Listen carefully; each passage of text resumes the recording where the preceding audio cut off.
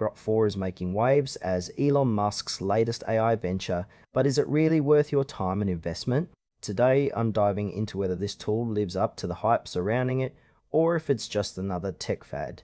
So, what exactly is Grok 4? At its core, Grok 4 is designed to be an advanced conversational AI tool that aims to assist users in various tasks, from generating text to answering questions. It's targeted at both casual users and professionals looking for a reliable AI companion. Navigating the interface feels intuitive, with a clean layout that encourages exploration. However, I noticed that the depth of the features can be somewhat lacking. For instance, while it promises quick responses and contextual understanding, there are moments where it seems to struggle with more complex queries.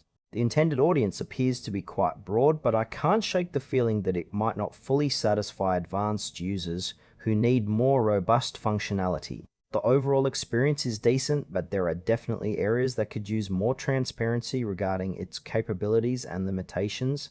Let's break down some pros and cons. On the plus side, Grok 4 is user-friendly, making it accessible for anyone, even those who aren't tech-savvy. The speed of responses is commendable, and it's a solid tool for basic tasks like drafting emails or brainstorming ideas. However, it's not all sunshine and rainbows. One of my main frustrations is the occasional lack of depth in its responses, especially for nuanced topics. Additionally, there's a bit of a trust concern here. Without more detailed information on how it processes data and its privacy measures, I can see why some users might hesitate.